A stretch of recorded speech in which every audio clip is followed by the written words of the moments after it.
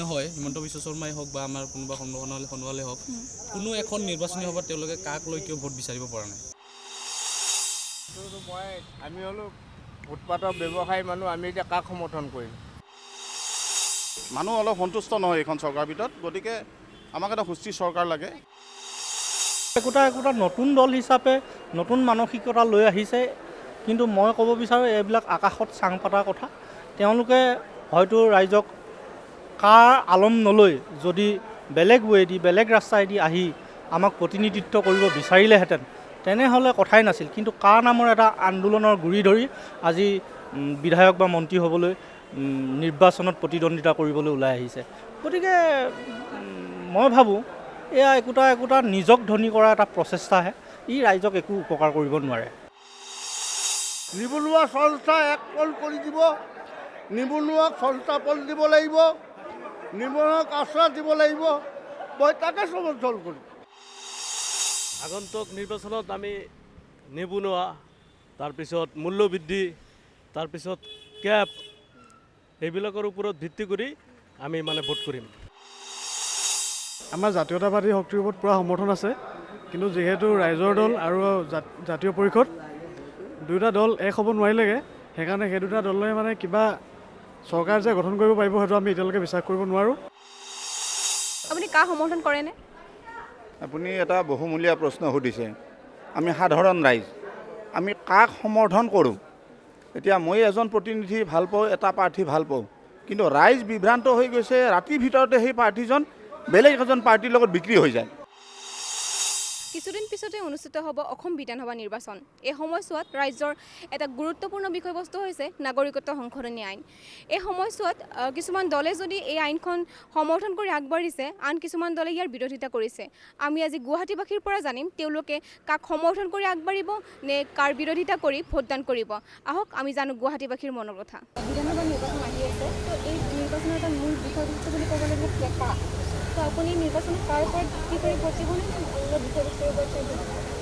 নিশ্চয় এটা গুৰুত্বপূৰ্ণ প্ৰসংগ এটা আন্দোলন হৈ গৈছে, কিন্তু যি বৰ্তমান প্ৰাসংগিক নিৰ্বাচনী বতৰ তাত কিন্তু আমাৰ নেতাসকলে কাক পাব নিজৰ যি স্বাৰ্থ তেনে সিদ্ধিৰ কাৰণে লগি থকা যেন আমি ভাবি ক'বলৈ বাধ্য হৈছোঁ। তেওঁলোকৰ নিজৰ যি অসমৰ স্বাৰ্থ বা কাৰ যি এক বৃহত্তৰ চিন্তা বাদ দি তেওঁলোকে নিজৰ খোৱা কামৰা বা চিটৰ ভগাভগি বা কোনো আদৰ্শৰ ৰাজনীতি নকৰি এটা দলৰ পৰা বাগৰি সিটো দলৰ যিটো যোৱাৰ যি এটা ৰাজনীতিৰ বৰ এটা দুৰ্বল আৰু বৰ এটা দুৰ্ভাগ্যজনক আমি পৰিস্থিতি দেখিবলৈ পাইছোঁ, আৰু সেইটোৱে আমাক খুব আঘাত দিছে। গতিকে আমি নিশ্চয় কাক মনত ৰাখি আমি ভোটদান কৰিব বিচাৰিম, কিন্তু এতিয়াও কিন্তু আমাক সেই ৰাজনৈতিক দলবোৰে আমাক তেনেকুৱা এটা শুদ্ধ বাট বা এই এক আদৰ্শ দেখুৱাব পৰা নাই, যাৰ ওপৰত আমি বিশ্বাস কৰি সেই ভোটদান আমি আগবাঢ়িব বা সাহস কৰিব পাৰিম। আৰু আপুনি কি ভাবে কংগ্ৰেছ মহাজোঁট কিমান সফল হ'ব বা তেওঁলোকে কি ভাল কাম কৰিছেনে নিৰ্বাচনৰ বাবে? অসমত যি এটা বৰ্তমানৰ পৰিস্থিতিত এটা সমস্যা আছে যে নেতাৰ অভাৱ বা আমাৰ নেতৃত্বৰ এটা আমি খুব অভাৱ দেখিছোঁ, কংগ্ৰেছতে হওক বা আন দলসমূহতো হওক। কংগ্ৰেছতো সেই একেই আমি দেখিছোঁ যে নতুন নেতা বা ডেকা চামৰ নেতৃত্ব আমি খুব দেখিবলৈ পোৱা নাই। তেওঁলোকৰ যি এতিয়া নিৰ্বাচনী প্ৰাৰ্থী তেওঁলোকে ৰিলিজ কৰিছে, তাতো আমি আকৌ সেই পুৰণা নামবোৰকে দেখিবলৈ পাইছোঁ। গতিকে সেইটো এক চিন্তাৰ কাৰণ যে ৰাইজে আকৌ সেই পুৰণা নামবোৰতে, যি নামবোৰত আজি কিছু বছৰ আগতে সেই নামবোৰৰ কাৰণে দুৰ্নীতিৰ কাৰণে সেই চৰকাৰখনক আঁতৰাই পঠাইছিলে, আকৌ সেইবোৰ নামতেই আমি বা ৰাইজে সেই নামবোৰক পুনৰ বিশ্বাসত ল'ব পাৰিব নাই সেয়া সন্দেহৰ বিষয়। গতিকে কংগ্ৰেছৰ মিত্ৰজোঁটৰ সেইটো এটা চিন্তাৰ বিষয় হ'ব। আৰু অসম জাতীয় পৰিষদৰ ৰাইজৰ দল সম্পৰ্কে কি ক'ব বিচাৰে? বিৰোধী হিচাপে হয়, বিৰোধী আমি খুবেই আশাবাদী আছিলোঁ বিজেপি আৰু ৰাইজৰ দলৰ বিষয়ে, কিন্তু তেওঁলোকৰ পৰা আমি কিছু অপৰিপক্কতা দেখা পোৱা যেনহে অনুভৱ কৰিছোঁ।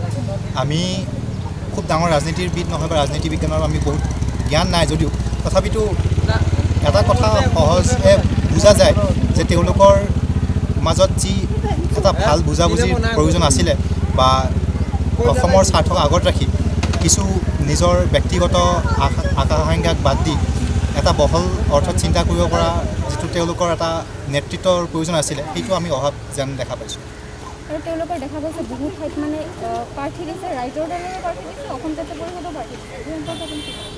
হয়, এনেকুৱা মই যিটো ক'লোঁ যে তেওঁলোকৰ মাজত এটা ভাল বুজা পৰাৰ অভাৱ হৈছে বা আমি দেখিবলৈ পাইছোঁ যে তেওঁলোকে প্ৰেছ কনফাৰেঞ্চ দিবলৈ বাধ্য হৈছে বা দেখিলে সহজেই বুজা যায় যে তেওঁলোকৰ মাজত এটা খুব ভাল অৱস্থা নাই আৰু বিজেপিৰ দৰে এটা শক্তি পৰাভূত কৰিবলৈ এটা ভাল ধৰণৰ এটা সাংগঠনিক আৰু বিভিন্ন ধৰণে শক্তিশালী নেতৃত্ব শক্তিশালী ধৰণে যুঁজিবলৈ বাধ্য কিন্তু তেনেধৰণৰ কোনো ব্যৱস্থা বা তেনেধৰণৰ কোনো পদক্ষেপ দেখা যোৱা নাই আৰু এইটো অসমৰ ৰাইজৰ বাবে খুবেই দুৰ্ভাগ্যজনক যে আমি ইমান এখন ডাঙৰ আন্দোলন কৰিলোঁ আমি ইমানজন মানুহক মাৰপিট খালে 5জনকৈ আমি শ্বহীদক হেৰুৱালোঁ কিন্তু তাৰপিছত যে এই ৰাজনৈতিক দলসমূহে যি নতুনেই হওক নহওক ব্যক্তিগত স্বাৰ্থত বা এই সৰু সৰু কথাবোৰত লাগি ধৰি হয়তো ক'ৰবাত আমি আকৌ সেই একেই ভুলকে কৰি পেলাম যেন অনুভৱ হৈছে আৰু যদি এইটো সময়ত অখিল গগৈ কাৰাৰুদ্ধ হৈ নাথাকিলে হয়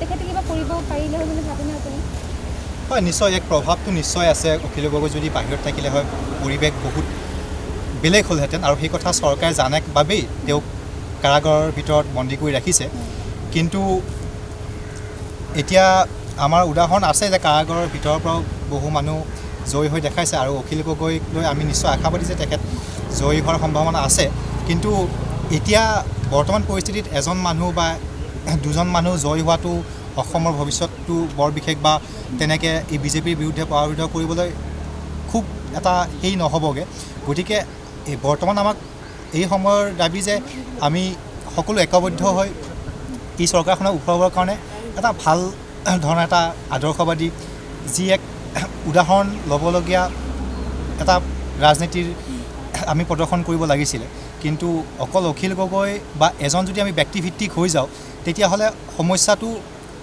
কিছুক্ষণৰ বাবে ঠিক হোৱা যেন লাগিলেও কিন্তু সেইটো পৰৱৰ্তী সময়ত খুব বেছি এটা দীৰ্ঘস্থায়ী সমাধান হ'ব নোৱাৰে নিজে কিয় কাক লৈ প্ৰচাৰ চলাব পৰা নাই কাক লৈ এতিয়ালৈকে কোনো মানে নিৰ্বাচন প্ৰচাৰত ভোট কিয় খুজিব পৰা নাই কা যদি ইমান ভাল আইন হয় হিমন্ত বিশ্ব শৰ্মাই হওক বা আমাৰ কোনোবা সোণোৱালে হওক কোনো এখন নিৰ্বাচনী সভাত তেওঁলোকে কাক লৈ কিয় ভোট বিচাৰিব পৰা নাই তেওঁলোকে কৈ আছে যে কাৰ মানে সমৰ্থন কৰিবই কাৰ মানে আনিবই বিধানসভা নিৰ্বাচনৰ ভিতৰত তো কি ভাবে আপুনি কি প্ৰভাৱ পৰিব নিৰ্বাচনৰ ক্ষেত্ৰত আগৰ নিচিনা আকৌ জুই জ্বলিব বিকজ কাটো এতিয়া মহাজোঁট হৈছে মহাজোঁটৰ কোনো এটা কেণ্ডিডেট হওক বা কোনো এটা দলে কা সমৰ্থন নকৰে আৰু এইবাৰ যে বিজেপিয়ে মানে মোৰ কথাটো হ'ল যে আগৰবাৰ 2016 চনত যিখিনি মানুহে বিজেপিক ভোট দিছিল সেইখিনি মানুহে মানে যিখিনি দিয়া নাছিলে সেইখিনিতো নিদিয়ে আৰু যিখিনি দিছিল তাৰে পৰা মোটামুটি 30-40% কমিব আৰু আপুনি ইয়াৰ এজিপিৰ স্থিতি কি ক'ব অসম গণ পৰিষদে কি স্থিতি কৰে অসম গণ পৰিষদ এতিয়া স্থিতি মানে কি নতুন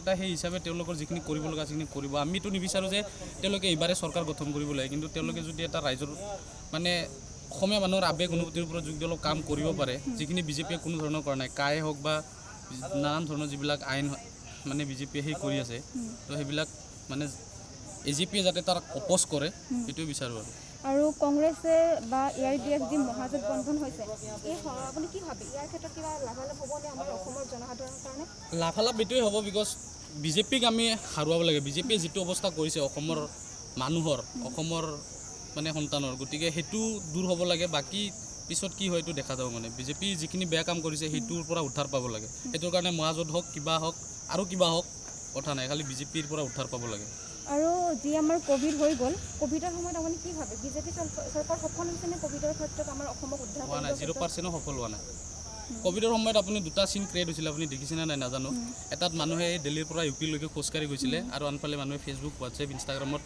ৰেচিপি শ্বেয়াৰ কৰিছিলে তো বিজেপি চৰকাৰে ৰেচিপি শ্বেয়াৰ কৰাতহে গুৰুত্ব দিছিলে ডাঙৰ ডাঙৰ মিনিষ্টাৰবিলাকে এই ৰেচিপি শ্বেয়াৰ কৰি আছিল ফেচবুক ইনষ্টাগ্ৰামত বুজিছে না খাদ্য ৰেচিপি শ্বেয়াৰ কৰি আছিল কিন্তু মানুহ যে ৰাস্তাত খোজকাঢ়ি সেই দিল্লীৰ পৰা ইউপিলৈকে গৈ আছিল কোনো এটা যোৱা নাই তো তাৰে কি ক'ম আৰু বিকাও মিডিয়াও আছে বহুত বিকাও মিডিয়াই সেইবিলাক কভাৰ কৰিব তেওঁলোকৰ সময় নাই কোন মিনিষ্টাৰে কি খালে কোন মিনিষ্টাৰে কি খোৱা নাই সেইবিলাক শ্বেয়াৰ কৰি আছিলে চ' 0% সফল হোৱা নাই আপুনি কি ক'ব বিচাৰে ইয়াৰ ক্ষেত্ৰত কাৰ সমৰ্থন কৰি মানুহে ভোট কৰিব লাগেনে কাৰ এগেইনষ্টত গৈ ভোট কৰিব লাগে কা সমৰ্থন কৰা সমৰ্থন নকৰাৰ যিখিনি কথা আছে সেইখিনি ক'ব গ'লে আপুনি যদি সমৰ্থন কৰোঁ বুলি কয় তেনেহ'লে আপুনি ৰাইজৰ ফালৰ পৰা এণ্টি নেশ্যনেলিষ্ট হ'ব যদি আপুনি সমৰ্থন নকৰে তেনেহ'লে আপুনি ৰাইজৰ মানুহ কিন্তু চৰকাৰৰ ফালৰ পৰা আপুনি এণ্টি নেশ্যনেলিষ্ট আৰু আপুনি কংগ্ৰেছৰ স্থিতি কি ক'ব মহাজোঁট বন্ধনৰ কংগ্ৰেছ আছিলে যোনটো চবেই জানে, ৰাইজেও কয় বা হেৰি কয়, এইটো নহয়।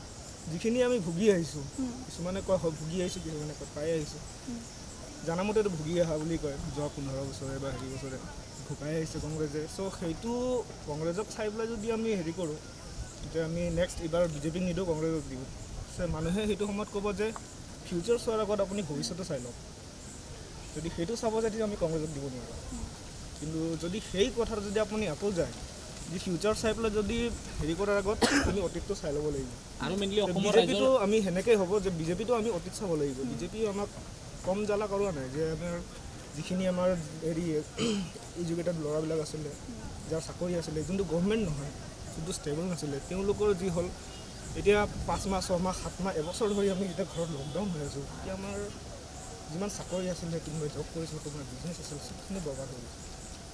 আৰু আপুনি অসম জাতীয় পৰিষদৰ ৰাইজৰ দল এটা আঞ্চলিক দল খুলিছে, তো আপুনি কি ভাবে লাভৱান হ'বনে অসমৰ জনসাধাৰণৰ কাৰণে বিজেপিক ঘূৰোৱাত তেওঁলোক সফল হ'বনে? সেইটো কথাত আমি হেৰি ক'ব নাযাওঁ, কাৰণ যেনে কয় ন যে ডু নট জাজ এ বুক বাই ইটছ কভাৰ। চ' কভাৰখন চাই ডাইৰেক্ট জাজ কৰিব নোৱাৰোঁ। হ'ব পাৰে আমি এতিয়া ট্ৰায়েল চবতো ল'ব পাৰোঁ, যেনেকুৱা কংগ্ৰেছে ইমান দিন শাসন কৰিলে নে শোষণ কৰিলে, তাৰপিছত বিজেপিক আমি কৰিলোঁ, বিজেপিৰ পৰা ভুগিলোঁ বা কিছুমান পালোঁ। এতিয়া এবাৰ ট্ৰাই কৰি চাব পাৰি যে এনেকুৱা নহয় যে তেওঁলোকক সিহঁতেও এনেকৈ হ'ব, একেই হেৰি হ'ব। কিন্তু সেইটোৱে কথা। এতিয়া কি দেখা গৈছে যে অসম জাতীয় পৰিষদৰ ৰাইজৰ দলে বহুকেইটা সমষ্টিত তেওঁলোকৰ বিৰোধী প্ৰাৰ্থী থিয় দিছে। এইটো কৈছে যে বন্ধুত্বমূলক যুঁজ হ'ব, কিন্তু আপুনি কি ভাবে বন্ধুত্বমূলক যুঁজ কিবা হ'ব পাৰেনে? সেইটো কথা ইমান মই হেৰি কৰা নাই যে বন্ধুত্বমূলক যুঁজ হ'ব নহ'ব। মানুহৰ দল চাই ভোট দিয়া যিটো চিন্তাধাৰা, এইটো সলনি কৰিব হ'ল আৰু মানে মানুহক প্ৰাৰ্থী চাই ভোট দিব লাগে, কেণ্ডিডেট চাই ভোট দিব লাগে। আৰু আমাৰ মানুহৰ এটা চিন্তা সদায় কি যে কংগ্ৰেছ বিজেপি বা কোনোবা বেলেগ মানে দল চাই ভোট দিব লাগে, তেনেকুৱা নহয়। আৰু মানুহে এটা মানে চিন্তা বহি গৈছে যে বিকল্প নাই। বিকল্প কিয় নাই? বিকল্প আমাৰ মাজতে আছে।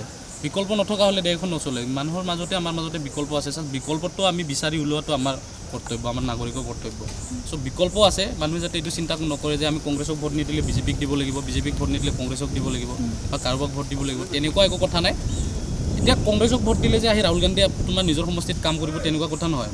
তো কংগ্ৰেছক ভোট দিলে হয়তো কোনোবা এটা কংগ্ৰেছৰ কেণ্ডিডেটে তোমাৰ সমষ্টিত আছে, গতিকে তেওঁ কাম কৰিব, সেইটো কথা। গতিকে প্ৰাৰ্থী চাই তোমাৰ যদি ফিল হয় যে না এইজন কেণ্ডিডেটে আমাৰ কাৰণে কিবা এটা কৰিব, তেটছ এনাফ, সেইটো তেওঁক ভোট দিব লাগে। এইটো হ'ল মোৰ মানে চিন্তাধাৰা। আৰু অসম জাতীয় পৰিষদৰ ৰাইজৰ দল সম্পৰ্কে কি ক'ব? চাওক, অসম জাতীয় পৰিষদ আৰু ৰাইজৰ দল কথাটো হ'ল ফাৰ্ষ্টটো তেওঁলোকে চৰকাৰ গঠন কৰিম বুলি মানে দল বনোৱা নাই। চৰকাৰ গঠন কৰিব, এইটো সময়ক লৈ দেখা যাব। তেওঁলোকৰ প্ৰথম হ'ল যে অসমৰ মানুহক কিবা এটা আশ্বাস দিছে, বিশ্বাস দিছে, সেইটো আমি প্ৰথম অৱস্থাত ইনিচিয়েল ষ্টেজ এতিয়া আমি ধৰি উঠিব পৰা নাই। সময়ৰ লগত আমি গম পাম যে তেওঁলোকে কিমানখিনি সফল হৈছে, কিমানখিনি সফল হোৱা নাই। কিন্তু আমি যিখিনি দেখি আছোঁ, এতিয়া ৰাইজৰ দলৰ যিখিনি কিছুমান কথা আমি দেখি আছোঁ, হয়তো অলপমান ভাল লাগিছে। কিন্তু এনেকুৱা নহয় যে এদিনতে এতিয়াই ক'ব পৰা পৰিৱেশ নাই, কাৰণ চব দলৰে ছেম কণ্ডিশ্যন হয়। তোমাৰ বিজেপি হওক, কংগ্ৰেছে হওক, যোনে কাম কৰিছে তেতিয়া আমি সমৰ্থন কৰিছোঁ, যোনে কাম কৰা নাই। এতিয়া বিজেপি বাজপেয়ীৰ দিনত যিখিনি কাম হৈছিলে বা যিখিনি ভাল কাম হৈছে, সেইখিনি আমি আজিও সমৰ্থন কৰোঁ। বা কংগ্ৰেছৰ ৰাহুল গান্ধীৰ দিনৰ হওক বা সোনিয়া গান্ধীৰ দিনৰ হওক বা ৰাজীৱ গান্ধীৰ দিনৰ হওক, তেওঁলোকৰ যিখিনি সময়ত ভাল কাম হৈছিলে সেইখিনি আমি এতিয়াও সমৰ্থন কৰোঁ। গতিকে দল চাই কাৰোবাক সমৰ্থন কৰা বা বিৰোধিতা কৰাটো এইটো তাৰ সেই নহয় মানুহৰ। কৰোঁ।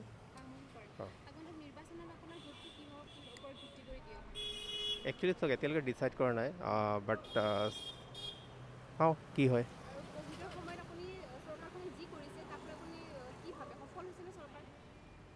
মোকতো লাগে সফল হৈছে, মানে ইমানটো কোনো ক'ভিডৰ ওপৰত হেৰি কৰিব নাই এতিয়ালৈকে, যিহেতু ভেকচিন জাষ্ট ওলাইছে। তো দেখা যায় আগত সময়ত কি হয়। আমি আন এজন দাদাৰ ওচৰলৈ আহিম।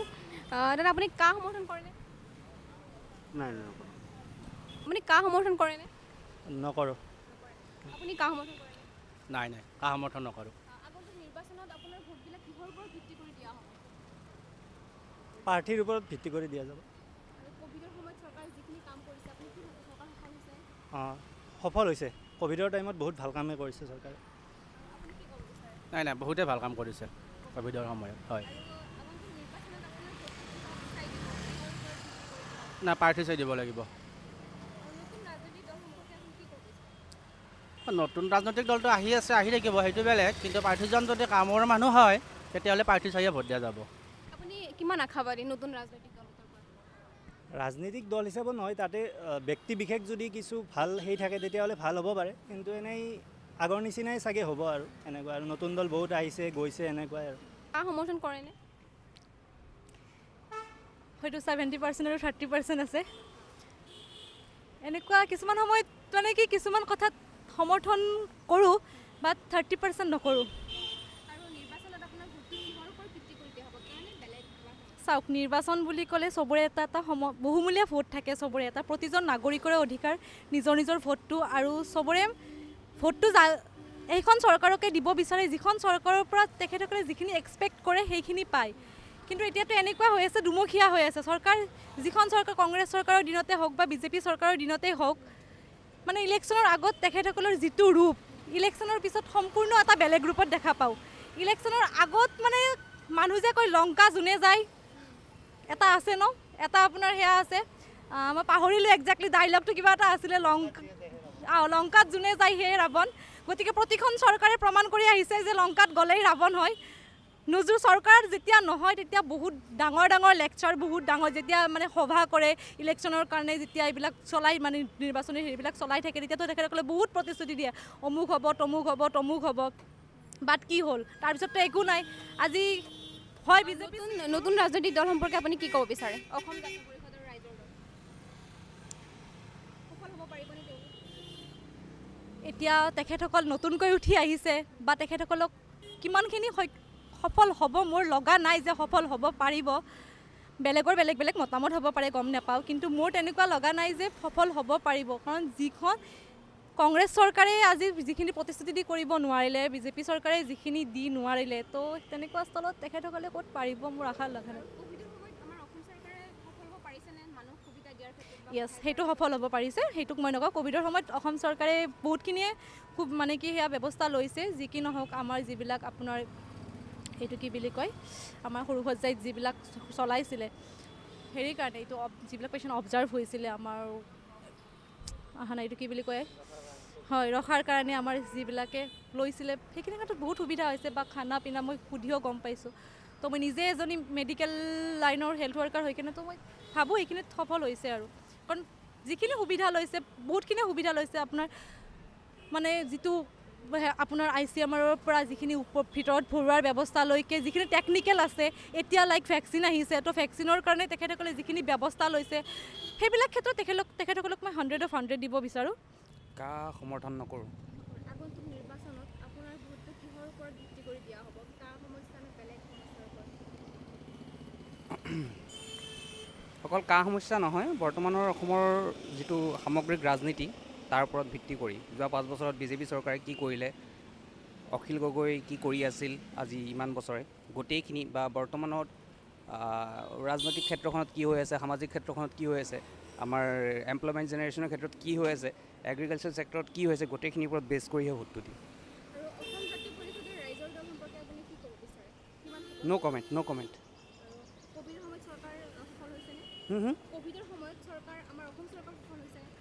মই নাভাবোঁ সফল হৈছে বুলি।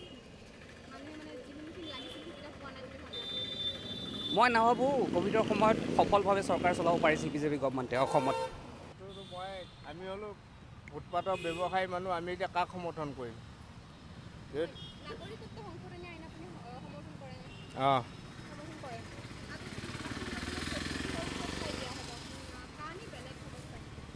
তো সেইটো এতিয়া মই নিজে এতিয়া ডিচিশ্যন ল'ব নোৱাৰোঁ, সেইটো সময়ত ডিচিশ্যন ল'ম। এতিয়া মই সেইটোত কি ক'ম, সেইটোত মই একো ক'ব নাজানো। বিজেপি সমৰ্থন কৰে নাগৰিকত্ব সংশোধনী আইন? কৰোঁ। বেলেগ সমস্যাৰ ওপৰত ডেফিনেটলি দিয়া হ'ব। ডেফিনেটলি সফল হৈছে। এতিয়া যিয়ে চৰকাৰ ভালদৰে কাম কৰিব পাৰে সিটো চৰকাৰকে সমৰ্থন কৰাটো বেছি ভাল হ'ব।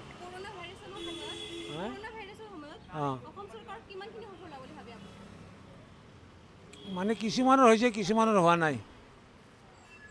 গৰীব মানুহখিনি মৰিয়ে গৈছে এনেই। ছাপোৰ্ট কৰিব হ'লে কি কওঁ এতিয়া, কৰোঁ, ছাপোৰ্ট কৰোঁ।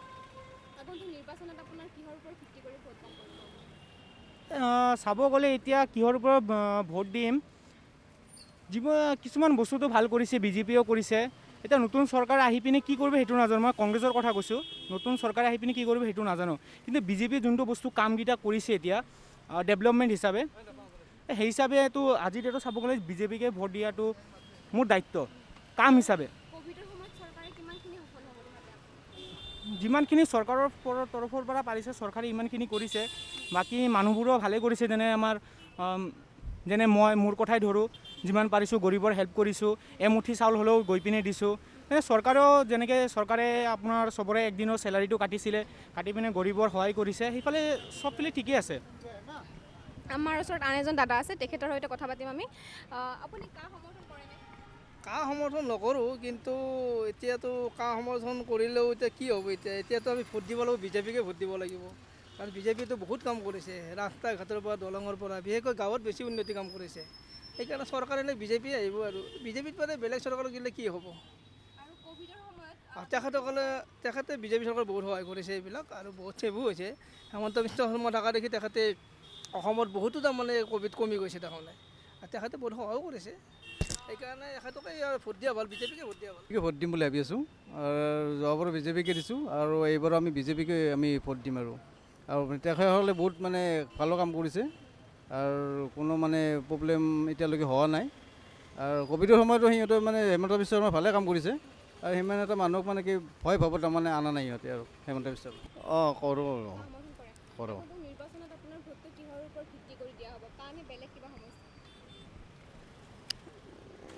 এতিয়া বিবেক বিবেচনা কৰি চাই ৰাইজে য'ত দিবা কয় তাতে দিব লাগিব আৰু।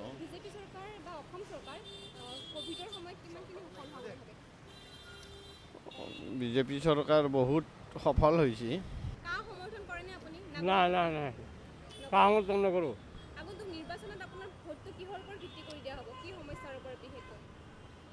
সমস্যা দেশে শান্তি হওক, শান্তি থাকক, যিমান মানুহ আছে চবেই যাতে শান্তি থাকে।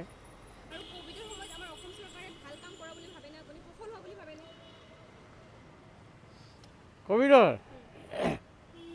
সময়ততো আমি সফল হৈছোঁৱেই, এতিয়া কি ক'ব, এতিয়া ৰাইজে এইটো মানিছে, আমি এইটো মানিব লাগিব। আমিতো এইবাৰ অতুল বৰাকে সমৰ্থন কৰিম। মই কৰোঁ। কা সমৰ্থন কৰোঁ। হা কাৰ সমৰ্থন চাই দিব লাগিব। 100% কৰোঁ সমৰ্থন। য়েছ, বহুত তত্ত্বাৱধানত হেমন্ত বিশ্ব শৰ্মাত আমি বাচি আছোঁ।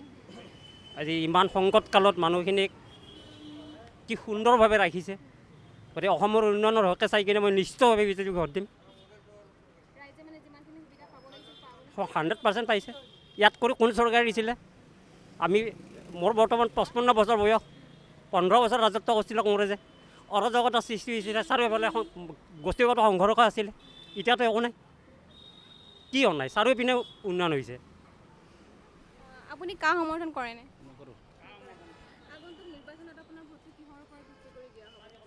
চৰকাৰ যি আহে সেইটো পিছৰ কথা, কাই চৰকাৰ বনাব, চৰকাৰ এতিয়া কংগ্ৰেছ হওক, বিজেপি হওক, যিকোনো হওক, মোৰ্চা হওক, হ'বই এটা। এতিয়া ৰাইজত নিৰ্বাচন কৰিব, চৰকাৰটো ৰাইজে ভোট দিব, ভোটটো আৰু ব্যক্তিগত নহয় যে কোনোবাই দিব। যিমান মূল্যবৃদ্ধি ৰোধ কৰিব পৰা নাই, এনেই চলিছে ভাল, কিন্তু মূল্যবৃদ্ধিটো বহুত হাই ফাই হৈ গৈছে, যিটো আমি চলিব পৰা নাই। গৰীব মানুহৰ কাৰণে বহুত দুৰ্ভিক্ষতা, গৰীব মানুহ চলাৰ কাৰণে বহুত কষ্ট হৈ গৈছে, আমাৰ নিচিনা মানুহ চলাৰ কাৰণে বহুত জটিল হৈ গৈছে। কোনটো বুজা নাই?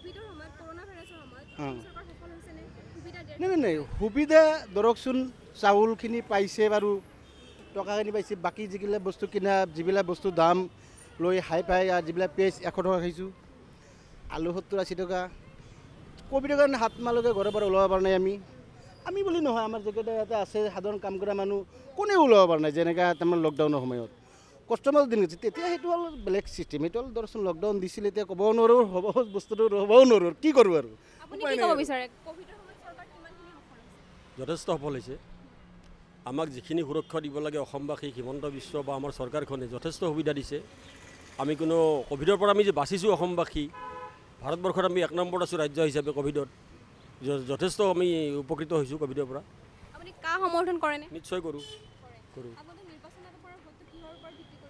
মই উন্নয়ন বেছ কৰি মানে যিয়ে আমাক মানে সুৰক্ষিত কৰি ৰাখিছে, উন্নয়ন কৰিছে, যি দলে আজি সুদীৰ্ঘ 15 বছৰৰ ৰাজত্বকালৰ কথা আপোনালোকে জানে, সকলোৱে জানে তেওঁলোকে কিয় যাব লগা হ'ল।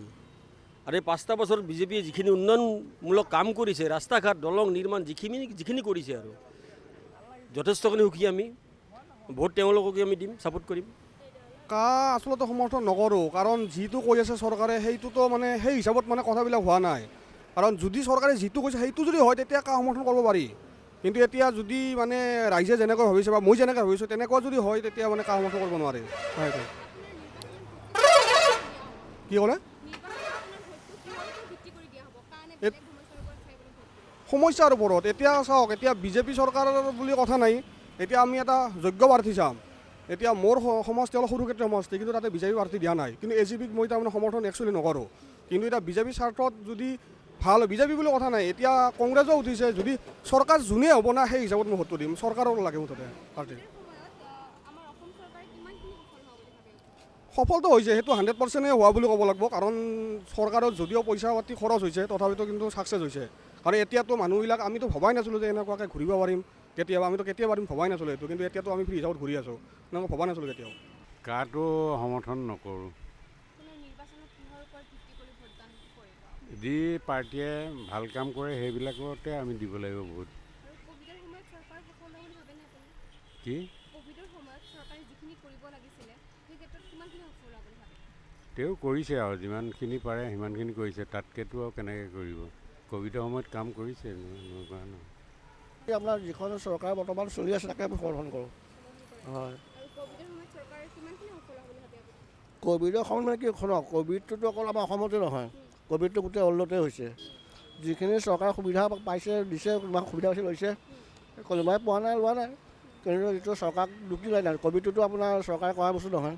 এইটো এটা বেমাৰ ভাইৰাছ এটা আহিছে, ভাইৰাছটো হৈছে চবতে, গোটেই ৱৰ্ল্ডতে হৈছে, অসম নহয় আমেৰিকাতো হৈছে। তাতো ক'বলৈ কথা নাইকিয়া ক'ভিডটো। কাটো সমৰ্থন কৰোঁ। নিৰ্বাচন মানে আমাৰ এতিয়া ধৰক যোনে মানে আমাৰ অলপ হেৰি কৰে, ডেভেলপ কৰি আছে তাৰ ওপৰত চাই পেলাই হেৰি কৰিব। সফল বুলিতো এনেই গোটেই নহ'ব নহয়, কিছু কিছু ভাবোৱে সফল কৰিছে কিছু। আপুনি কি ক'ব বিচাৰে, আপুনি কাৰ সমৰ্থন কৰেনে? নিশ্চয় কৰোঁ।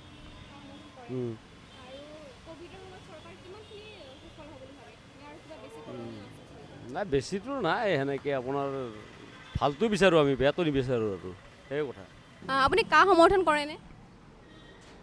কাৰ বিষয়ে মই এতিয়া নকওঁ নেকি, বৰ বেছি জ্ঞান নাই। বেছিকৈ ক'ব লাগিলে নোকোৱাই ভাল, তাই কিবা কয় নেকি সোধক। কাৰ সমৰ্থন কৰেনে? কাৰ সমৰ্থন নকৰোঁ পাৰ্চনেলি। হয়,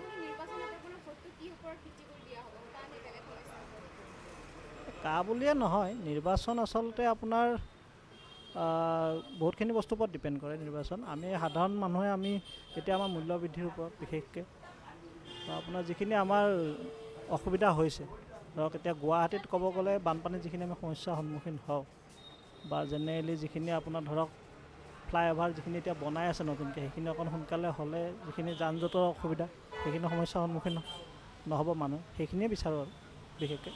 ক'ভিডৰ সময়ত বহুত দেশৰ অৰ্থনীতি হয়, সফল মানে এইটো বস্তু একচুৱেলি এইটো পেণ্ডেমিক এটা, এইটো পটককৈ এইটো চিটুৱেশ্যন কভাৰ কৰিব নোৱাৰে এখন চৰকাৰে, টাইম লাগিব এইটো। আমি চৰকাৰক সেইখিনি সময় আমি হেল্প কৰিব লাগিব।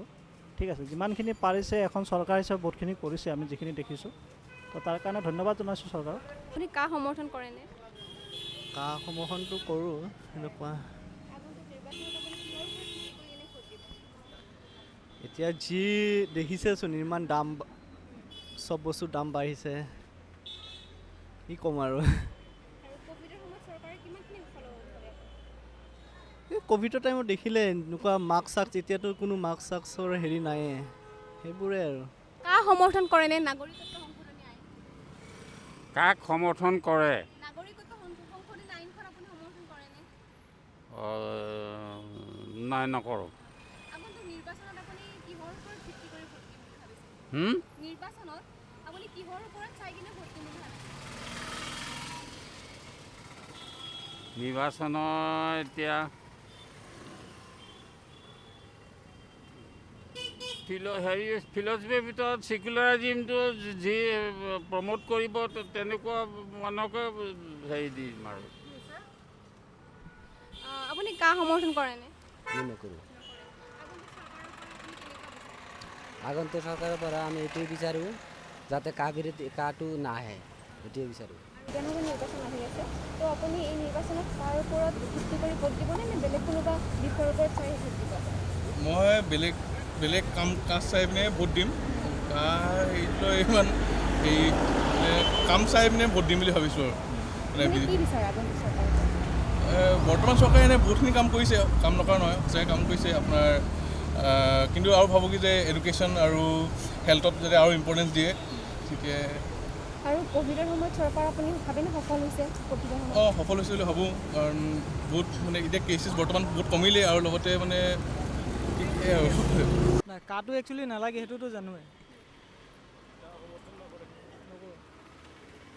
আপুনি কা সমৰ্থন কৰেনে? নকৰোঁ, কা সমৰ্থন নকৰোঁ।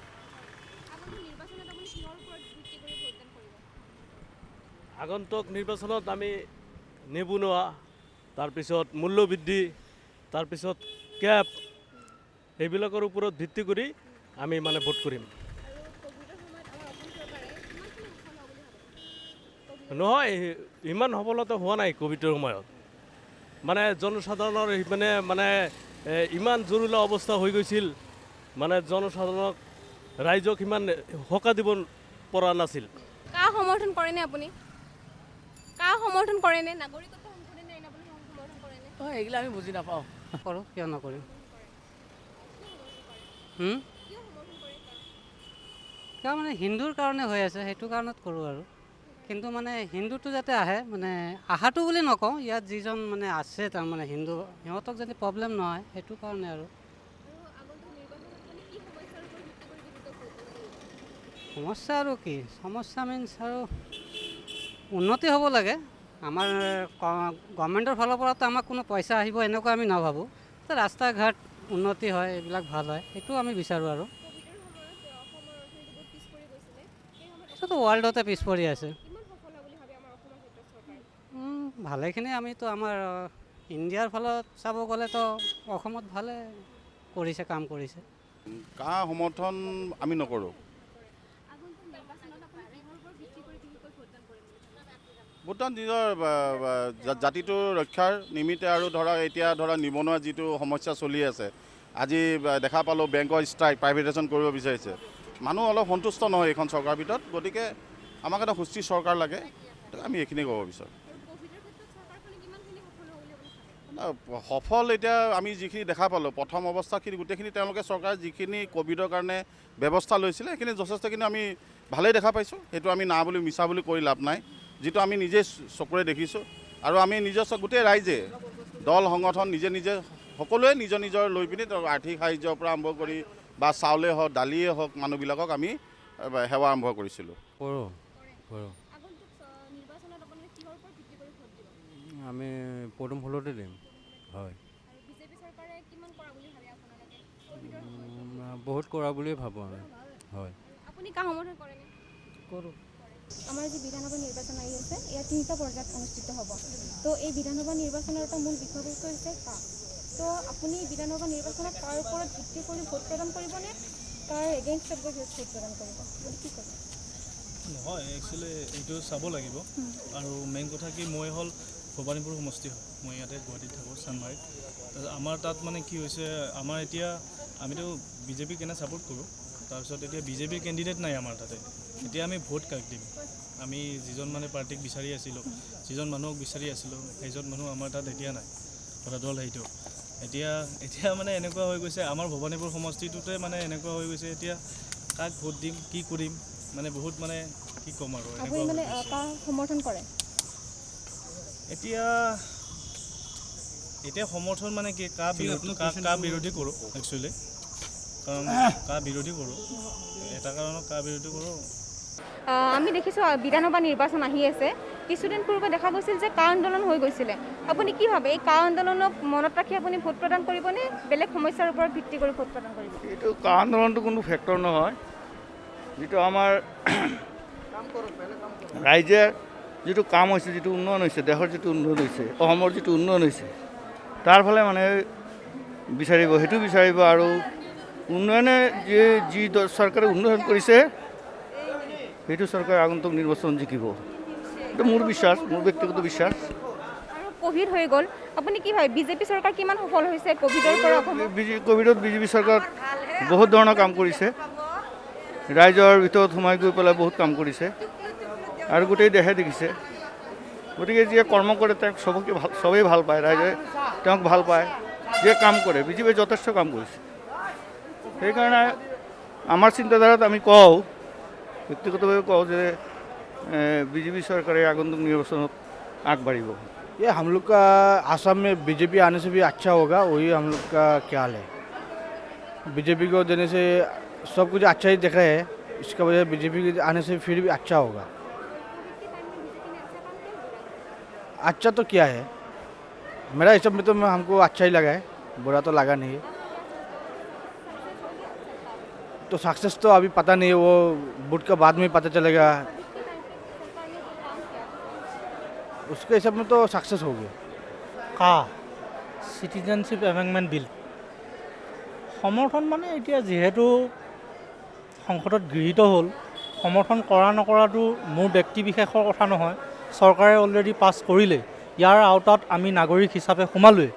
ইয়াক এতিয়া নেটছাত কৰিব পৰা, ইয়াক নাইকিয়া কৰিব পৰা অসমত কোনো মানুহ নাই। ইয়াক যদি কৰিব লগা হয় সদনৰ মজিয়াৰ পৰা কৰিব লাগিব।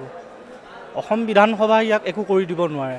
গতিকে মই কাৰ আওতাত আহিলোঁ।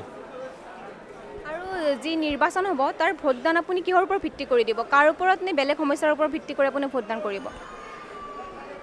ভোটদান কৰাটো গণতান্ত্ৰিক প্ৰক্ৰিয়াত প্ৰত্যেকজন নাগৰিকৰ অধিকাৰ হিচাপে আমি নিজা অধিকাৰ সাব্যস্ত কৰিম।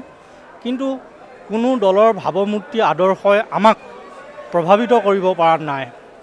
এনেকুৱা এটা দল নাই যাক আমি সমৰ্থন দিব পাৰোঁ। গতিকে আমি ব্যক্তিক চাম, নেতা চাম, যিজন ভাল কাম কৰিব পৰা আমি দক্ষ বুলি ভাবোঁ, তেনে এজন ব্যক্তিক আমি সমৰ্থন কৰিম। আৰু ক'ভিডৰ টাইমত দেখা গৈছিলে বহুত আমাৰ অৰ্থনীতি হওক চব ফালৰ পৰা পিছ পৰি গৈছিলে। এই ক্ষেত্ৰত চৰকাৰে কিমান সহায় কৰিব পাৰিছে বুলি আপুনি ভাবে? ক'ভিড পৰ্যায়টো এটা গ্ল'বেল ডিজাষ্টাৰৰ সময়। এই সময়খিনিত সকলো মানুহে সমানে, সকলোবোৰ চৰকাৰে সমানে কষ্ট কৰিছে, সকলো ৰাইজে সমানে কষ্ট কৰিছে। এইখিনি সময়ত চৰকাৰৰ কৰণীখিনিৰ লগতে আমি সাধাৰণ নাগৰিক হিচাপে আমিও যিমানখিনি কৰিব লাগিছিল সিমানখিনি কৰিব নোৱাৰিলোঁ বা নোৱাৰিছোঁ। এই ব্যৰ্থতাৰ কাৰণে বহু লোকে ক'ভিড আক্ৰান্ত হৈছে। এইখিনি সময়ত মই সেই দিনকেইটাক লৈ কাৰো ভুল আঙুলিয়াই দিব নোখোজোঁ, যিহেতু ইয়াৰ পৰা এটা ভাল শিক্ষা আমি সকলোৱে পাইছোঁ। আৰু আপুনি অসম জাতীয় পৰিষদ আৰু ৰাইজৰ দল সম্পৰ্কে কি ক'ব বিচাৰে? সফল হ'বনে তেওঁলোকে? সকলোবোৰ একোটা নতুন দল হিচাপে নতুন মানসিকতা লৈ আহিছে। কিন্তু মই ক'ব বিচাৰোঁ এইবিলাক আকাশত চাং পতা কথা। তেওঁলোকে হয়তো ৰাইজক কাৰ আলম নলৈ যদি বেলেগ ৱেদি, বেলেগ ৰাস্তাইদি আহি আমাক প্ৰতিনিধিত্ব কৰিব বিচাৰিলেহেঁতেন তেনেহ'লে কথাই নাছিল। কিন্তু কাৰ নামৰ এটা আন্দোলনৰ গুৰি ধৰি আজি বিধায়ক বা মন্ত্ৰী হ'বলৈ নিৰ্বাচনত প্ৰতিদ্বন্দ্বিতা কৰিবলৈ ওলাই আহিছে। গতিকে মই ভাবোঁ এয়া একোটা নিজক ধনী কৰা এটা প্ৰচেষ্টাহে, ই ৰাইজক একো উপকাৰ কৰিব নোৱাৰে। আৰু যদি এতিয়া সময়ত অখিল গগৈ কাৰাৰুদ্ধ হৈ নাথাকিলেহেঁতেন তেন্তে সহায় হ'লহেঁতেন নে এই দল দুটাৰ কাৰণে? অখিল গগৈ ডাঙৰীয়া এটা সময়ত আমি অন্তঃকৰণে সমৰ্থন কৰিছিলোঁ, কিন্তু পিছৰ পৰ্যায়ৰ কিছুমান কাৰ্যকলাপে আমাক ৰুষ্ট কৰিছে। কিন্তু তেখেত কাৰাৰুদ্ধ হৈ থকাৰ কাৰণে আৱেগিকভাৱে মানুহবোৰ তেওঁৰ পিনলৈ অকণমান ঢাল খাইছে। কিন্তু অখিল গগৈয়ে সংসদৰ মজিয়াৰ পৰা কি কৰিব পাৰিব নোৱাৰিব নাজানো, কিন্তু তেওঁ বাহিৰত থাকি ভাল কাম কৰিব পাৰিব বুলি মই ভাবোঁ। 47ৰ পৰা ভাৰতত কংগ্ৰেছ ৰাজত্ব কৰি আছিল, কিন্তু আজি নৰেন্দ্ৰ মোদী চৰকাৰ আহিছে, কিন্তু ভালে, এইটো কাম বেয়া নহয়। কিন্তু সমৰ্থন মই তাক কৰিম যোনে মোৰ ভাল কাম কৰিব। নিবনুৱা সংস্থা একপল কৰি দিব, নিবনুৱাক সংস্থাপন দিব লাগিব, নিবনুৱাক আশ্ৰয় দিব লাগিব। মই তাকে সমৰ্থন কৰিম। মই কাকো ভাল চৰকাৰ বুলি মই ক'ব নোৱাৰোঁ। যোনে ভাল কাম কৰিব, ৰাস্তা পদূলি ভাল কৰিব, বোলে ভাল পদ্ধতি দিব, ভাল দিব, তাকে মই সমৰ্থন কৰিম। চৰকাৰ কোনো ভাল বেয়া নহয়। আপুনি কাক সমৰ্থন কৰে নে নকৰে? আমি বিজেপিকে সমৰ্থন কৰোঁ। আমি বিজেপি চৰকাৰ কৰি আছোঁ, বহুত দিনৰ পৰা কৰি আছোঁ, আমি বিজেপিকে চাওঁ। বিজেপিকে কাক সমৰ্থন কৰেনে আপুনি? হা কাক সমৰ্থন কৰেনে? কাৰ সমৰ্থন নহয় কিন্তু বিজেপিক ভোট দিওঁতে আপুনি বিজেপিক দিম বুলি কৈছে। আমি বিজেপিকে দিওঁ।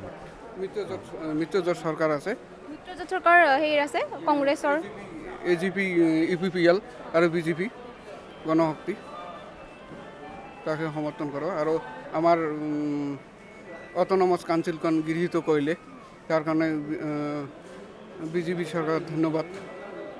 আৰু ক'ভিডৰ সময়ত বিজেপি চৰকাৰে যিখিনি কৰিলে আপুনি ভাবেনে এইখিনিত ভাল কৰিছে বুলি? নিশ্চয় ভালেই কৰিছে, কিন্তু বেয়া কৰা নাই, ভালেই কৰিছে। হয়, এইটোৱে ভালে কৰিছে। আপুনি কাক সমৰ্থন কৰে? কাক সমৰ্থন নকৰোঁ। আপুনি যেতিয়া ভোটদান কৰিব, সেই ভোটদান কৰোঁতে আপোনাৰ মেইন উদ্দেশ্য কি হ'ব? কাৰ ওপৰত সমৰ্থন কৰি বা অসমৰ্থ কৰি? আৰু সমৰ্থন হিচাপে ক'বলৈ গ'লে কি হয় কথাটো, আমাৰ জাতীয়তাবাদী শক্তিৰ ওপৰত পূৰা সমৰ্থন আছে, কিন্তু যিহেতু ৰাইজৰ দল আৰু জাতীয় পৰিষদ দুয়োটা দল এক হ'ব নোৱাৰিলেগৈ, সেইকাৰণে সেই দুটা দলে মানে কিবা চৰকাৰ যে গঠন কৰিব পাৰিব সেইটো আমি এতিয়ালৈকে বিশ্বাস কৰিব নোৱাৰোঁ, আৰু সিহঁতকো ইমান আমি আস্থাত ল'ব নোৱাৰোঁ। আৰু সেইকাৰণে ৰাইজক মই এটাই আহ্বান জনাম, যাতে ভোটটো দিয়াৰ আগত বহুতবাৰ ভাবে, মানে যিহেতু ভোটটো বহুমূলীয়া ভোট হয় ন, ভোটটো বহুত মূল্যৱান হয়, সেইকাৰণে চব পলিটিকেল পাৰ্টিয়ে লাগি থাকে, সেইকাৰণে বহুত বেছি ভাবি চিন্তি ভোটটো দিবলৈ আহ্বান জনাম ৰাইজক। আৰু অসম জাতীয় পৰিষদ আৰু ৰাইজৰ দলে ভৱিষ্যতে সফল হ'ব পাৰিবনে আপুনি ভাবেনে?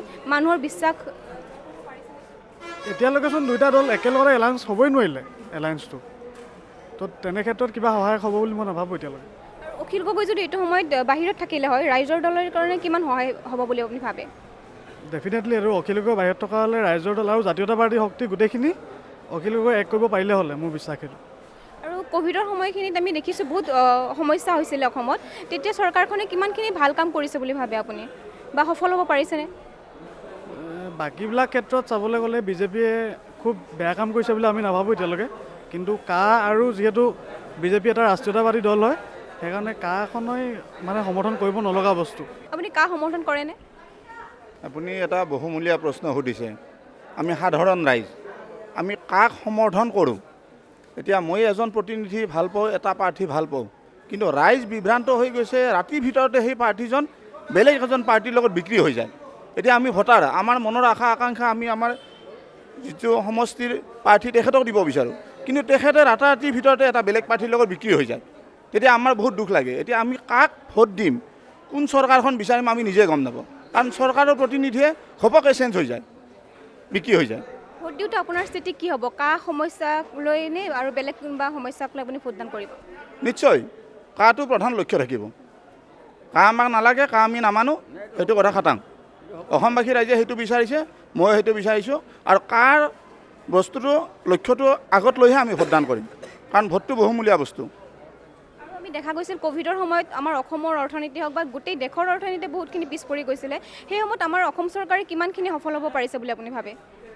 অসম চৰকাৰে সফল নোহোৱা বুলি ক'লে ভুল হ'ব। অসম চৰকাৰে সফল হৈছে, কিন্তু যিমানখিনি কৰিব লাগিছিলে সিমানখিনি ৰাইজৰ মাজত কৰিব পৰা নাই। তেওঁলোকৰ কিছুমান হেৰি আছে, কিন্তু ক'ভিডৰ ক্ষেত্ৰত বহুতখিনি কৰিছে, সেইটো মিছা ক'লে নহ'ব। আৰু অসম জাতীয় পৰিষদ আৰু ৰাইজৰ দল সম্পৰ্কে আপোনাৰ কি ধাৰণা? সেই দুটা দলে সফল হ'ব পাৰিবনে? এতিয়া নতুন দল আহিছে, যদি তেওঁলোকৰ দলৰ স্থিতি ঠিকে থাকে তেতিয়াহ'লে ৰাইজে তেওঁলোকক সমৰ্থন কৰিব, কিন্তু এতিয়া শুনা পাইছোঁ কাৰোবাৰ হাতত যদি তেওঁলোকে ৰাতিৰ ভিতৰতে বিক্ৰী হৈ যায়, তেতিয়া আমি ভোটাৰবিলাকে কাক ভোট দিম? আমাৰ যিজন প্ৰাৰ্থী, চাপ'জ আপুনি এই ৰাইজৰ দলৰ পৰা উঠিছে, আমি আপোনাক ৰাইজৰ দলৰে ধুনীয়াকৈ আমাৰ ভোটটো ধুনীয়াকৈ সহায় সহযোগিতা কৰি দিলোঁ, কিন্তু আপুনি ওপৰ মহলত চৰ্চা হৈ কালি আপুনি বিজেপি বা কংগ্ৰেছৰ লগত আপুনি বিক্ৰী হৈ গৈছে, তেতিয়া ৰাইজৰ আশা আকাংক্ষাবিলাক কোনে পূৰণ কৰিব? এইটো সময়ত যদি অখিল গগৈ কাৰাৰুদ্ধ হৈ নাথাকিলে হয়, কিমান সহায় হ'লহেঁতেন এই দলটোৰ কাৰণে? অখিল গগৈ যদি কাৰাৰুদ্ধ হৈ নাথাকিলে হয়, তেতিয়া অসমৰ পৰিস্থিতি বেলেগ হ'ল হয়। এতিয়া তেওঁ কাৰাৰুদ্ধ হৈ আছে, সেইকাৰণে পৰিস্থিতিটো বেলেগ হৈ আছে, সেইটোৱে কথা। নিৰ্বাচন সমাগত, এই সময়ছোৱাত মানে আপুনি কাৰ ওপৰত দৃষ্টি কৰি মানে ভোট প্ৰদান কৰিব? কা হ'বনে ইয়াৰ বিষয়বস্তু নে অইন কিবা? নমস্কাৰ, মই সাধাৰণ নাগৰিক হিচাপে ক'ব বিচাৰিছোঁ, নিৰ্বাচন সমাগত দেখিছোঁ টিভিত বিভিন্ন ধৰণৰ পাৰ্টিৰ বিশৃংখলো দেখিছোঁ, ভালো দেখিছোঁ, বিভিন্ন বাহিৰৰ ৰাষ্ট্ৰৰ মানুহ অহাও দেখিছোঁ। কিন্তু আমি এজ এ নাগৰিক, মানে আমি সাধাৰণ নাগৰিক হিচাপে বিচাৰিম কি দেশখনত এটা শান্তিৰ পৰিৱেশ, আৰু এজ এ মহিলা সদায় আমি সুৰক্ষিত এখন অসম বিচাৰিম। যেতিয়া আমি ৰাতি 12টা বজাতো যাতে আমি খুব সুন্দৰভাৱে মনত এটা ভয় শংকা নথকাকৈ আমি ওলাই যাব পাৰিম। আমাৰ ল'ৰা ছোৱালীয়ে খুব সুন্দৰভাৱে নিজকে চলি ফিৰি থাকিব পৰা হ'ব, আৰু আমি যাতে এটা মনত ভয় লৈ পেলাই বাহিৰত ওলাব লগা নহয়, তেনেকুৱা এটা পৰিৱেশ আমি বিচাৰিম। আৰু ইয়াৰ লগতে আমি চৰকাৰখনো খুব স্বচ্ছ নিকা হোৱাটো বিচাৰিম, কাৰণ আজিকালি দেখিছোঁ যিখিনি নিবনুৱা সমস্যা আমাৰ দেশত আছে, আজি বহুত শিক্ষিত ল'ৰা ছোৱালীয়েও ডিপ্ৰেশ্যনত অকণমান ভুগিছে। গতিকে চৰকাৰখনক দেখিছোঁ ভাল ভাল কাম কৰি গৈছে, আৰু আমি পৰৱৰ্তী চৰকাৰখনৰ পৰা ইয়াতকৈ বেছি আশা কৰিম যাতে আমাৰ নৱপ্ৰজন্মই খুব সুন্দৰভাৱে নিজৰ মনৰ পৰা যিটো বিচাৰি পেলাই পঢ়া শুনা কৰি আছে সেইমতে তেওঁলোকে কৰ্মসংস্থাপন পায় খুব নিকাভাৱে, সেইটো আমি বিচাৰিম। আৰু এজ এ গাৰ্জেন আমি সদায়তো নিজৰ ল'ৰা ছোৱালীৰ ভাল মংগল কামনা কৰিম, দেশখনৰ মংগল কামনা কৰিম। তাৰ কাৰণে সকলোৱে দেশৰ বাবে ওলাই আহক, নিজৰ স্বাৰ্থ পৰিহাৰ কৰি প্ৰত্যেকজন প্ৰতিনিধিয়ে দেশৰ কাৰণে ওলাই আহক, ৰাইজৰ কাৰণে ওলাই আহক, সেইটো আমি কামনা কৰিম। গাঁৱে ভূঞে চহৰে নগৰে যাতে সকলোৱে শান্তিৰে থাকিব পাৰে, সেইটো আমি কামনা কৰিম। আপুনি কি ক'ব বিচাৰে? মোৰ সেয়াই আৰু এখন স্বচ্ছ নিকা চৰকাৰ হ'লে আমি ভাল পাম। তাত যাতে কোনো মানে হিংসা বিদ্বেষ এইবিলাক হ'ব নালাগে। নিকা চৰকাৰ এখন হ'লে আমিতো সকলোৱে ভাল পাম ন। এতিয়া বৰ্তমান চৰকাৰখনে মানে বহুত মানে একো বেয়া কামো কৰা নাই ন, গোটেইখিনি ভালেই কৰিছে চাব গ'লে। আৰু বাকী ক'ভিডৰ টাইমত এটা কেনেকুৱা পৰিস্থিতি হৈছে আমি সকলোৱে দেখি আহিছোঁ, সেইটো টাইমত আপুনি কি ভাবে চৰকাৰখন সফল হৈছেনে ক'ভিডৰ ক্ষেত্ৰত? মোৰ মতে সফল হৈছে, সফল হোৱা বুলিয়ে ক'ব লাগিব, কাৰণ যিখিনি তেওঁ প্ৰটেকশ্যন দিছে হয় নহয়, মাননীয় আমাৰ স্বাস্থ্যমন্ত্ৰী হিমন্ত বিশ্ব শৰ্মাই ছাৰে বহুতখিনিয়ে তেওঁ কৰিছে। গোটেই অসমতে ঘূৰি ফুৰিছে, কিন্তু অসমৰ মানুহ গোটেই ঘৰত ভিতৰত সোমাই আছোঁ আমি ভয়তে। তেখেত কিন্তু অল আছামত মানে তেওঁ ঘূৰি ফুৰিছে, গতিকে সেইটো ফালৰ পৰা মানে সফল হোৱা বুলিয়ে মই ভাবোঁ। আৰু আগন্তুক বিধানসভা নিৰ্বাচন সমাগত, তো আমি এটা সময়ত দেখিছিলোঁ যে কাৰ কাৰণে বহুত প্ৰটেষ্ট হৈছিলে। তো আপুনি কি কৰিব এই সময়ত যেতিয়া ভোট দিব, আপুনি কাক মনত ৰাখি ভোট দিব নে বেলেগ সমস্যাৰ ওপৰত ভিত্তি কৰি ভোট দিব? অকল কাক ৰাখিয়ে ভোট নিদিওঁ, বেলেগ সমস্যাবিলাকো আছে, সেইবিলাক সমস্যাৰ ওপৰত কৰি পেলাই ভোট দিম। আৰু মই ভাবাই নাই অৱশ্যে কাৰ কাৰণে কাৰ আমি প্ৰতিবাদ কৰিছোঁ, কৰি থাকিম, সেইটো এৰি দিব নোৱাৰোঁ। কিন্তু সেইকাৰণে ভাবিছোঁ এতিয়া কাৰটোতো মানে বিজেপিয়েতো কাৰটো নিশ্চয় একচেপ্ট কৰিয়ে আছে নহয় জানো। মই ভাবি আছোঁ কাক দিম, এতিয়ালৈকে স্থিৰাং কৰিব পৰা নাই। নাই, ইমান এটা চিন্তা কৰা নাই, ভোটটো দিব লাগিব। কাক দিম মানে দলৰ মানুহবিলাক চাব লাগিব কেনেকুৱা ধৰণৰ মানুহে ভোট আহিছে, তেখেতসকলৰ ওপৰতো কথা আহিব। কোনে কাম কৰিছে, কোনে বেছিকৈ কাম কৰিছে, কোনে নাই কৰা, সেইবিলাকো চাব লাগিব। তাৰ ওপৰত ভিত্তি কৰি আমি ভোট দিম আৰু বেলেগ আৰু অন্য একো নাই। মই ভোটটো দিবই লাগিব, আমাৰ মৌলিক অধিকাৰ না। এতিয়া আমি যিহেতু কেন্দ্ৰত এখন চৰকাৰ আছে বিজেপি, আমি বিজেপিকে দিম বুলি ভাবিছোঁ। ভোটটোতো দিবই লাগিব, গতিকে মই আগত তেওঁলোকে যেনেকৈ কৈছে মই আগতে চাই ল'ম, সকলোখিনি চাই লৈ পেলাই এজন নিৰ্বাচনৰ প্ৰাৰ্থীটো চিলেক্ট কৰিবই লাগিব, কৰিম। কিন্তু চাৰিওফালে গোটেইখিনি চাই মেলিহে কৰিম। আৰু নিশ্চয়কৈ আমি ভোট দিবই লাগিব। আমাৰ উন্নয়ন যি চৰকাৰে কৰিছে সেই চৰকাৰৰ এজন উপযুক্ত প্ৰাৰ্থীকে আমি মনস্থ কৰিছোঁ দিম বুলি। আপুনি কা সমৰ্থন কৰেনে? কাটো এতিয়া আমাৰ মতে নালাগে। কাটো বিদেশী, আমি ইমানখিনি আমাৰ তাত বিদেশী আছে আৰু আমি বিদেশীটো আমি ল'ব নোৱাৰিম। এতিয়া ডিচিশ্যনটো ৰাইজে যি কৰে আমাৰো ডিচিশ্যন তেনেকুৱা। আৰু কি ভাবে আমাৰ নতুন দুটা আঞ্চলিক ৰাজনৈতিক দল গঠিত হৈছে, সেইকেইটা সফল হ'ব পাৰিছেনে তেখেতসকলৰ? চাওক, আঞ্চলিক দলটো হ'বই লাগিব। গণতন্ত্ৰ দেশত গোটেই আঞ্চলিক দল থাকিবই লাগিব, নহয় দল থাকিলেহে কম্পিটিশ্যন হ'ব। ৰাইজে যি বিচাৰে, আমি গণতন্ত্ৰ দেশ, আমাৰ পৰাই চৰকাৰ গঠন হয়, গতিকে দলটো নিশ্চয়কৈ থাকিবই লাগিব। আৰু আমি দেখা গৈছে যে ক'ভিডে আমাৰ মানে বহুত প্ৰভাৱ পেলাইছিল আমাৰ অসমত। তো আপুনি কি ভাবে চৰকাৰে কিমানখিনি সফল হৈছে, বা ইলেকশ্যনত এইবাৰ ইয়াৰ কিবা প্ৰভাৱ পৰিব নেকি? ইলেকশ্যনত ইয়াত প্ৰভাৱ নপৰে। ক'ভিডে যথেষ্ট মানুহক হেম্পাৰ কৰিছে, নকৰা নহয়।